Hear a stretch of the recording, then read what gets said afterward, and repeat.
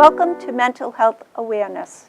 I'm Dr. Ann Coretti, Director of Student Services for Nauset Public Schools. And today I have with me 3 representatives from the Gosnold program. Today we have Lori McCarthy. She's the Clinical Outreach Director. Welcome, Lori. Thank you. We have Patricia Metrocostas. She's the Director of Prevention. And Kevin Rosario, he is the Community Outreach Coordinator. Welcome. Thank you. Thank you. So today we're going to talk about alcoholism or alcohol-dependent behavior. And I know there's some changes in language in how we talk about alcoholism. So, but I want you to start off with Gosnold. What is Gosnold? Where is it located? Anyone want to take that? Sure, I'll take that. So Gosnold is in actually a number of locations across Cape Cod and also in southeastern Massachusetts. We have inpatient programs starting with medical detoxification unit, rehab, 3 to 5 week intensive rehabilitation. We also have extended residential care, and then also sober living. So those are our inpatient programs with about 170 beds of care available. We also have 7 outpatient clinics dealing with addiction and mental health disorders, everything from child and adolescent counseling and psychiatric services to intensive outpatient programs and counseling, support groups. Whole variety. Yeah, we sort of cover the whole gambit. Along with, actually very important to mention, is our family support and education groups that are offered throughout Cape Cod. Well, I'm going to ask a very basic question. How does someone know if he or she has a problem with alcohol?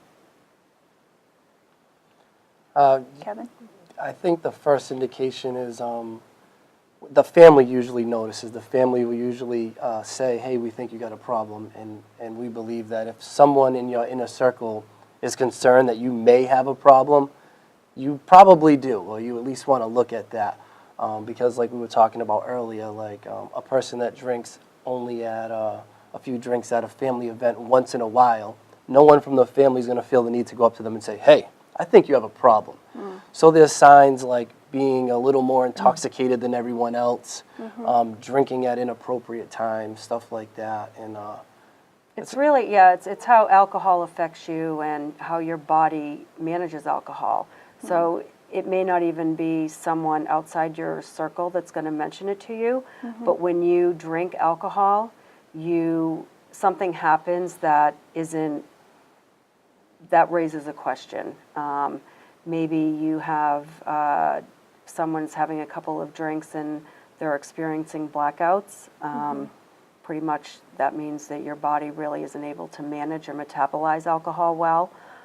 If you find yourself drinking more and more and more, it could be over a long period of time, a short period of time, but your use increases, and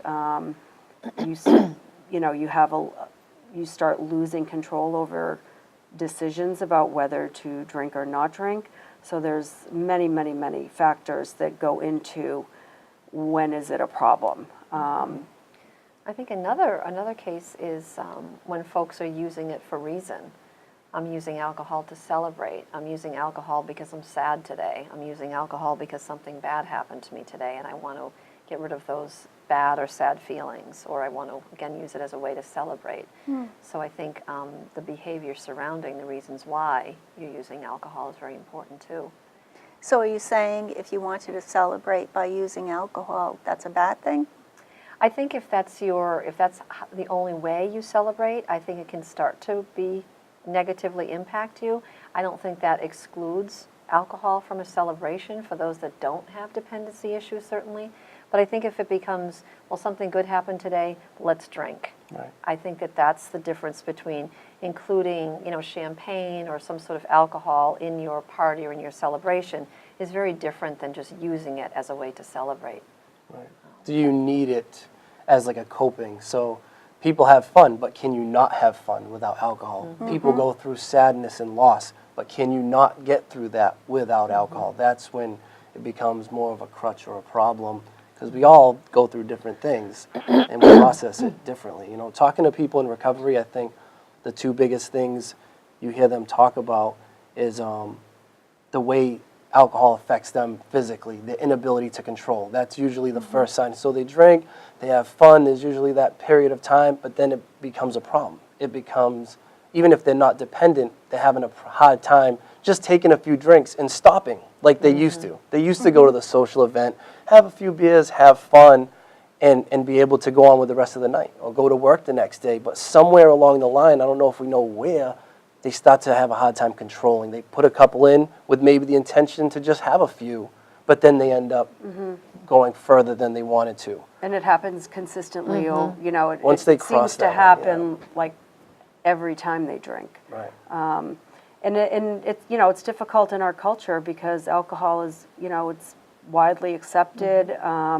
It becomes a rite of passage with our young people, and so culturally, everywhere you look, people are enjoying alcohol or having it, cocktail parties or dinners, and so it's a widely accepted substance, and yet I think there are 18 million people in the country that have a substance use disorder. So it's very significant. It's interesting too. When you go to a gathering and someone offers you a drink and you say, "I really don't want one," they say, "Oh, come on, have one, have one." It's Right. hard to say you don't want one. Right. So we're trying to educate our youth about addiction and about risk factors and genetic predisposition to addiction, whether it's alcohol or any other substances.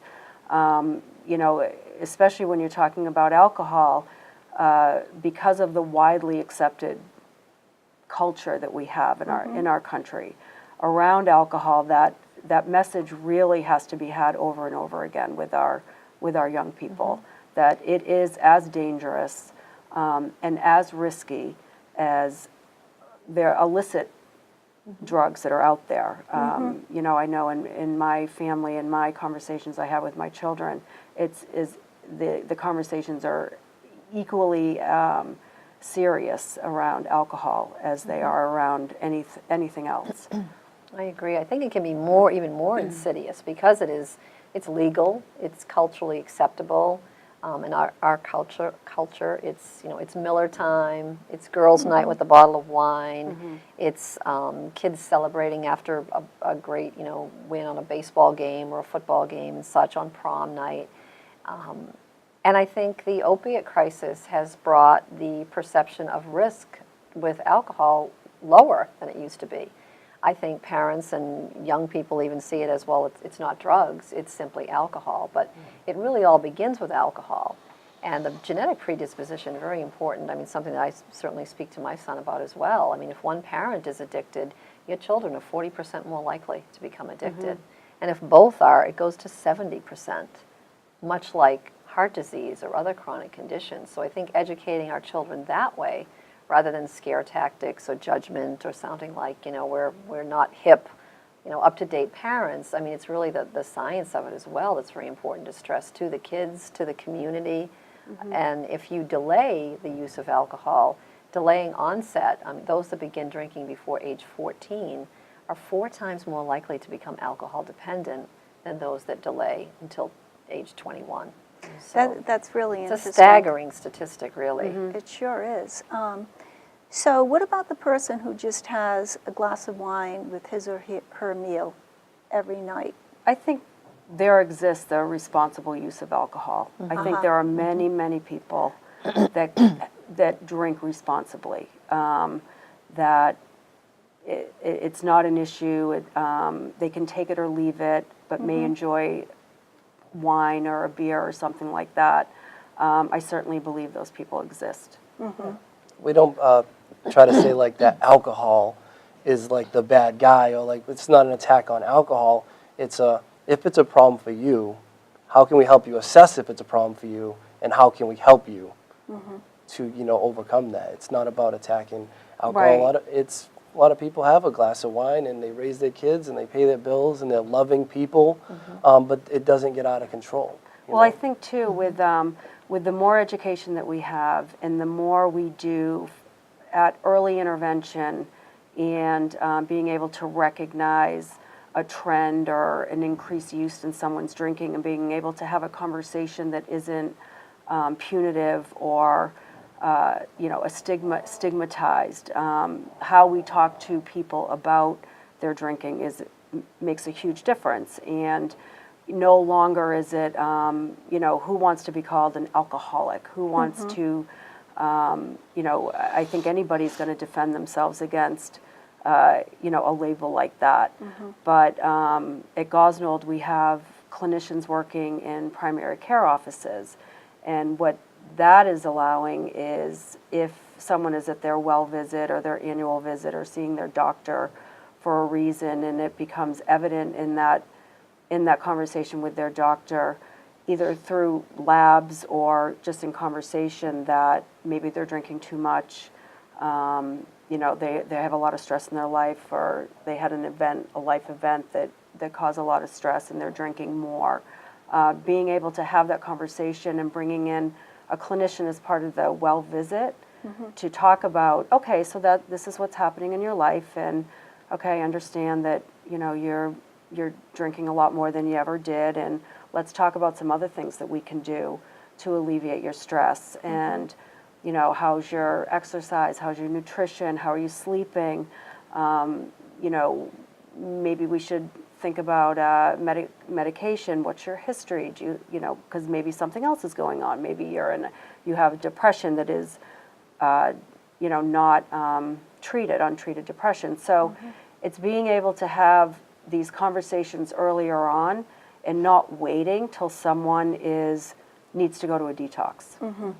Because the goal is to identify early, educate early, so that we can avoid the catastrophe and that's how it's been in treating this illness, has always been, we treat it when the catastrophe happens. We treat it at the end when they're completely dependent, they're kicked out of the house, or that everything is blown up and it's complete chaos. So the idea is that we're doing this earlier, and I think that our prevention division at Gosnold, that's our focus. Our integration with primary medical care and specialty practices, that is our focus. It's to catch it earlier. I'd like to make one more point, because I think of like, if anybody's watching, right, and they're questioning, do I or don't I have an issue? And like, we talk to a lot of people, we see a lot of people, and what people most commonly identify with the problem is, one, the lack of control, right? You could drink once a week or once a month, but when you drink, Right. do you have a hard time controlling the amount you take? And when you're not drinking, do you find yourself thinking about the next drink, planning the next drink? See, the average person has a drink here and there, but doesn't put a lot of energy or thought into when the next one is.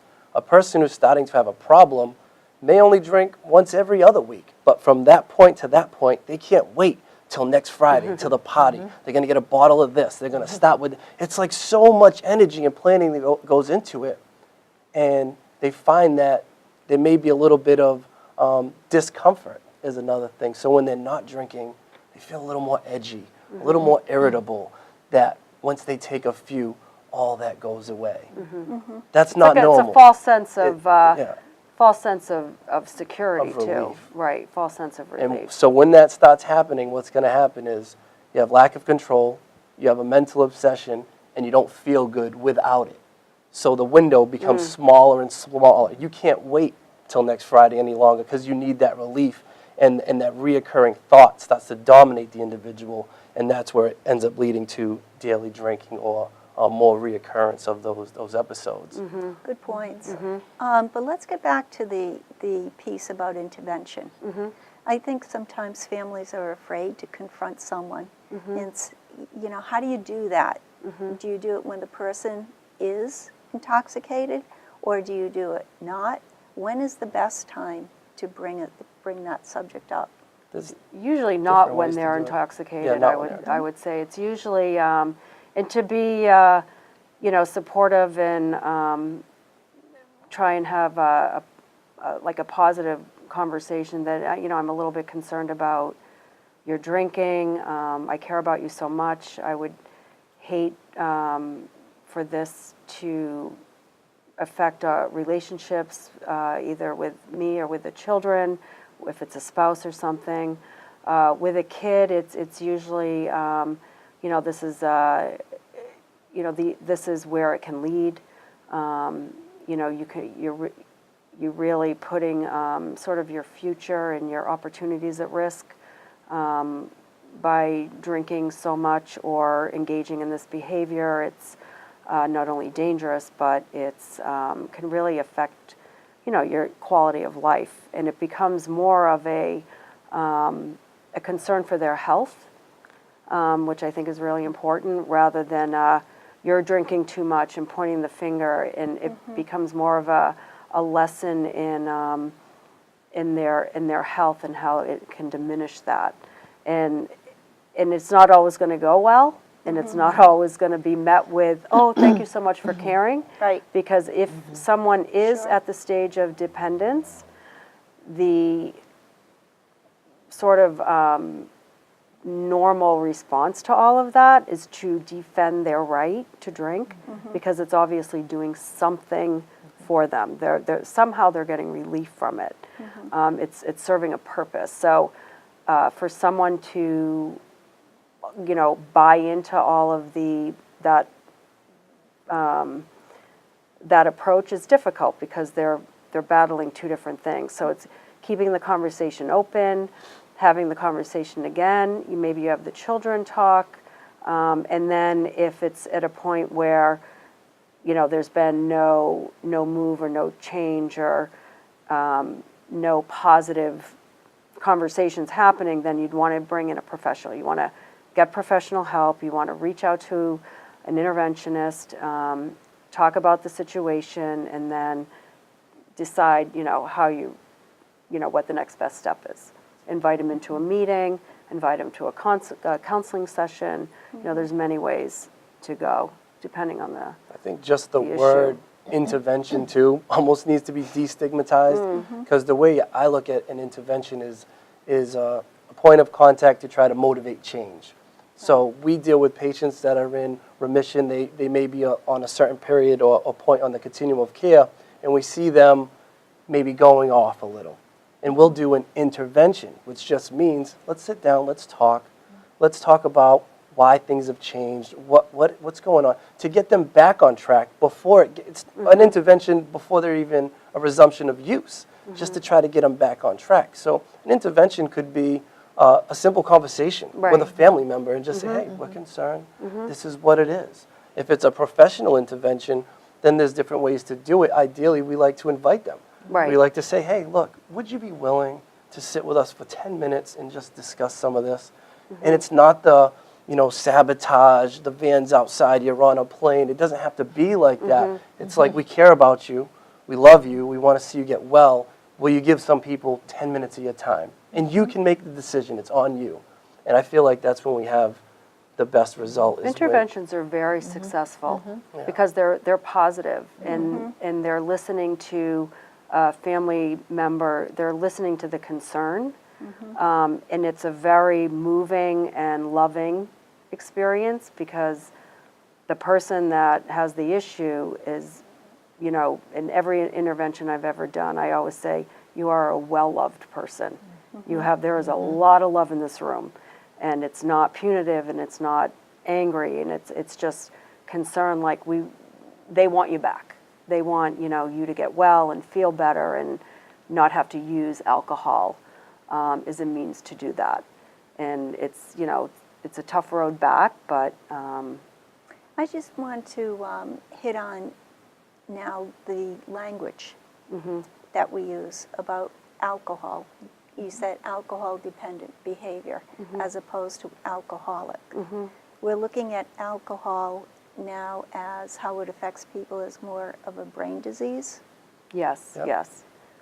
I mean, any substance as a brain disease and as a chronic condition that needs ongoing treatment, that it's not a one and done, a one shot or a 3 to 5 days in detox, and that it's not an individual disease, and how it impacts the family and how our services support the family, and how it's really a lifelong condition that needs to be managed like diabetes or like a heart disease. And like, again, it's an ongoing where relapse is possible and remission is absolutely possible as well. So it's something that's not, it's not a short-term fix.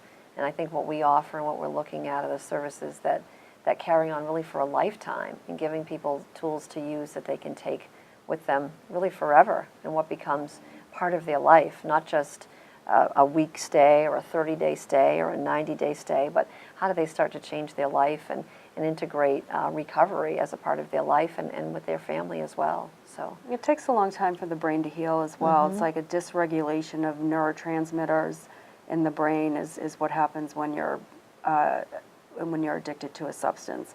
And it affects cognitive function, it affects memory, it affects rationalization. Like, all of these areas of the brain are depleted when you're dependent on alcohol. And so it takes a while for, you can be medically cleared out of a detox in 5 days. Like, that means that you can walk out of the detox and you won't have a seizure, is what it means. But it doesn't mean that those areas of the brain, especially the cognitive function, they're still depleted, and they still, it's like pumping a muscle. So, and that's what recovery is. It's, you're getting stronger and stronger. The more you go to the gym, the stronger you get, and the more you are, exercising your muscles, the fitter you are. And it's the same with, recovery. The longer that substance is out of your system, the more opportunity your brain has to heal and get back some of those things that were depleted during dependence. I just want to touch on a success story. There's so many, honestly. So she has one. I'm sure she has one. I have a couple. What do you want to? You can start. So to keep it anonymous, because I didn't get his permission, there is a gentleman that we worked with that I think he's a good example because he went through the whole continuum. He was like a 25-year-old male, alcohol dependent, came in from a good family, educated. So I've loved to destigmatize this thing, by the way. It breaks through socioeconomic bound. We know this now. It's not the alcoholic over there. It's the Ivy League kid who can't stop drinking. We see too as well. Sure. So the gentleman came in. Willingness, I feel like, is a big factor in success. Although we can motivate in different ways, he was willing. So he came in and he went into detoxification. He went into Katamit, which is our rehabilitation. He did well there. He had a good personality, and he accepted all the suggestions that we gave, which isn't always the case, right? Wow, that's wonderful. So we bring the family in. I think the biggest thing that Gosnold, I'm proud of Gosnold, we bring the family in. So when the patient's there, we're communicating with the family. He signs the release. We bring him in, and we say, this is our clinical recommendation. This is what we think is going to give him the best chance of success. And the family supports it. And the patient went along with it in this case because the family kind of said, yeah, you need to do this, and he went with it. So he went to the men's rehabilitation program, the inpatient, went to the Miller House, right? He stayed there for like 2 months. And then when he left there, he went into a local recovery house with a recovery coach that helped him with all his recovery management, helped him get connected to a counselor, AA, NA. The kid was highly intelligent with a degree. He was working in a bank, but he didn't know how to go shopping. He didn't know how to interact with people. So we had to really work with him on life skills. We're talking like calling him 5 days a week, meeting him twice a week face-to-face, monthly family meetings to talk about progress and future goals and stuff like that. And to make a long story short, this patient right now has about 1.5 years in remission. He now works at a bank in Boston, actually, in a very upscale bank, and he's doing well. And what he did was he took the tools that he learned in Gosnold and he took them with him. So he's called me and says, Kevin, I just want to thank you so much. You guys over there, you helped me out a lot. I'm still going to meetings. I have a therapist and da-da-da-da-da. I'm eating better. I'm going to the gym because we believe in, wholeness, mind, body, spirit. And it really charges your batteries up. It helps you get up and go back to work. I don't get focused on the news, the media, the negativity. I know the next person, any person that's in front of me, could be the next success story. Well, I'm going to hold it there. And I hope you have more success stories. Yes, me too. It affects everyone, right? It affects children. If someone is engaging in alcohol-dependent behavior, it affects children, it affects work, it affects relationships, it affects so many. I want to thank all of you. I want to thank Kevin, Patty, Lori, and if someone wanted to get in touch with you, how can they do that? Probably through our 800 number, 800-444-1554.